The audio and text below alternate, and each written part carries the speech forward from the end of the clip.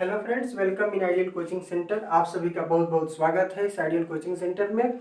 और मित्रों, जैसा कि आप जानते हैं कि इस चैनल पे मैथ और साइंस की पढ़ाई होती है और इसी कड़ी में आज हम लोग पढ़ेंगे क्लास 10th का मैथ एक्सरसाइज 9.1 क्वेश्चन नंबर 12, जो आपके सामने बोर्ड पर लिखा हुआ है कि 7 मीटर ऊंचे भवन के शिखर से केबल टावर के शिखर का उन्नयन कोण 60 डिग्री है और इसके पाद का अवनमन कोण 45 डिग्री है। टावर की ऊंचाई ज्ञात कीजिए। तो मित्रों, पहले ही मैं बता चुका हूं कि आप पहले सवाल को पढ़िएगा ध्यान से, फिर डायग्राम बनाइएगा। तो आइए डायग्राम बनाते हैं बिना देर किए। 7 मीटर ऊंचा भवन है, तो यह हमारा 7 मीटर ऊंचा भवन है और यह हमारा केबल टावर है। अब यह केबल टावर कह रहा है कि भवन के शिखर से, ये ए बी हमारा भवन हो गया और सी डी हमारा केबल टावर हो गया। यह भवन और यह केबल टावर, ये केबल टावर हो गया। अब कह रहा है कि भवन के शिखर से, शिखर का मतलब टॉप, और टॉप, भवन के टॉप से केबल टावर के टॉप का जो उन्नयन कोण है वह 60 डिग्री का है। मित्रों, यहाँ पर 60 डिग्री का कोण बन रहा है, इसको हम मिला देते हैं, बी और सी को मिला दिए और इसी के समानांतर ए से एक लाइन खींच दिए, ई। ये दोनों समानांतर होगा, पैरेलल होगा और यह कोण हमारा 60 डिग्री का बनता है। और कहता है और इसके पाद का अवनमन कोण, इसके का मतलब केबल टावर के, केबल टावर के पाद माने पैर का अवनमन कोण 45 डिग्री है। तो यहां से मैं इसको मिला लिया, तो यह अवनमन कोण यहां बनेगा, यह 45 डिग्री का है। तो कह रहा है कि यह केबल टावर की ऊंचाई ज्ञात कीजिए। तो मित्रों, मैं मान लेता हूं कि यह केबल टावर की जो ऊंचाई है वह h है। इसको ये पूरी ऊंचाई h मान लिया। ये भवन की ऊंचाई दिया हुआ है 7 मीटर यहाँ पर। मित्रों, ये जब ए बी 7 होगा तो सी ई भी 7 होगा।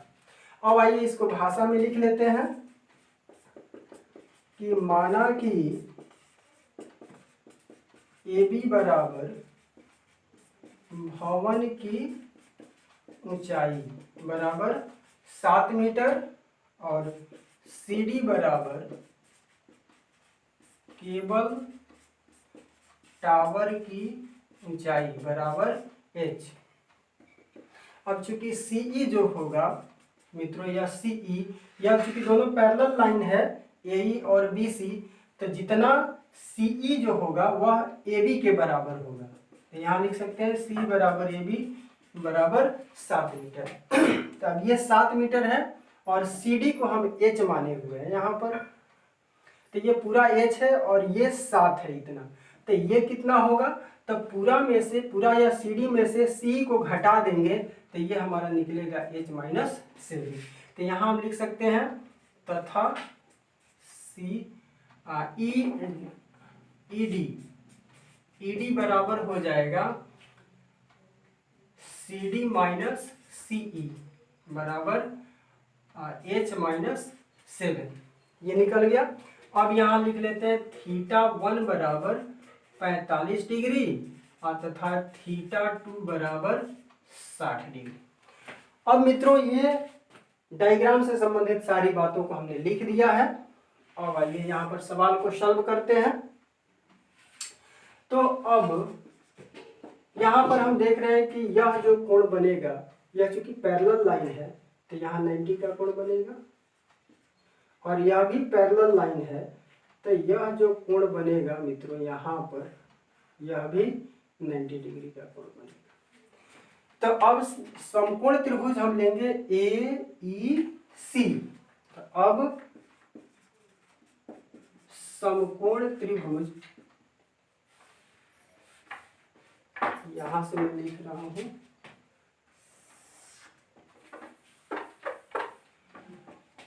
अब समकोण त्रिभुज ए ई सी में, अब देखिए मित्रों, थीटा के सामने की भुजा ये सी है, यह लंब होगा परपेंडिकुलर, और यह 90 और थीटा के बीच का भुजा है ए, यह बेस होगा, आधार। तो यहाँ आधार और लंब की चर्चा हो रही है, आधार और लंब की। तो यहाँ पर थीटा हम ले लेंगे tan θ1, मतलब लंब बटा आधार। तो लंब बटा आधार हो गया। थीटा 1 का मान हमें पता है कि 45 डिग्री है और लंब जो है वह CE है, आधार हमारा AE है। तो tan 45 का मान मित्रों आपको पता है कि 1 होता है, तो 1 लिख देंगे। और CE का मान 7 मीटर है, यहाँ C बराबर 7 मीटर अब बटा AE हमको निकाल लेना है। इसके नीचे मित्रों 1 मान लेंगे और क्रॉस मल्टीप्लाई तिरछा तिरछी गुणा कर देंगे। तो AE एकम AE और 7 एकम 7, AE का मान निकल गया 7 मीटर। अब मित्रों यहाँ पर हम ले लेंगे, अब देख रहे हैं समकोण त्रिभुज AED। तो अब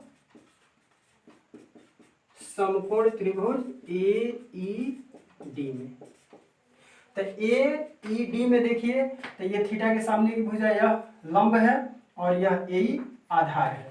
तो फिर आधार और लंब की चर्चा हो रही है, तो फिर यहाँ पर हम ले लेंगे tan थीटा 2 लंब बटा आधार। तो tan थीटा 2 का मान हमें पता है कि 60 डिग्री है और यह हो जाएगा लंब AE नहीं ED होगा और आधार हमारा होगा AE। tan 60 का मित्रों मान आपको पता है कि √3 होता है और ED का मान यहाँ पर मित्रों H-7 है और AE का मान यहाँ मैं निकाला हूँ 7 है। अब इसके नीचे 1 मानकर फिर यहाँ पर क्रॉस मल्टीप्लाई कर लेंगे। तो ये क्रॉस मल्टीप्लाई करेंगे H-7 में 1 से, तो हो जाएगा H-7 और 7 से √3 में करेंगे तो 7√3। अब ये माइनस में है, उधर जाएगा तो प्लस में हो जाएगा। तो H बराबर हो जाएगा 7√3 प्लस 7। अब दोनों में से यदि हम 7 कॉमन ले लें तो H बराबर हो जाएगा 7 × √3 प्लस 1 मीटर। ये इतना आंसर आप लिख सकते हैं। या √3 का मान आप यदि लिखना चाहें तो H बराबर हो जाएगा 1.732 प्लस 1। इसको जोड़िएगा मित्रों तो हो जाएगा 2.732। अब इसको गुणा कर दीजिए तो H बराबर हो जाएगा 7 दूने 14, 7 3 21, 1 22 और 7 7 49 और 2 51 और 7 दूने 14 और 5 19, इतना मीटर। ये आंसर हो सकता है। यहाँ लिख सकते हैं अतः ये केबल टावर की ऊंचाई, केबल टावर की ऊंचाई H बराबर 7 × √3 प्लस 1 मीटर, या इसको कह सकते हैं 19.124 मीटर आंसर। तो इस तरह से मित्रों हमारा सवाल कंप्लीट हुआ और मैं उम्मीद करता हूं कि आपको समझ में आया होगा। यदि हमारा पढ़ाया गया सवाल आपको समझ में आता है तो इस चैनल को सब्सक्राइब कीजिए और लाइक कीजिए। Thank you.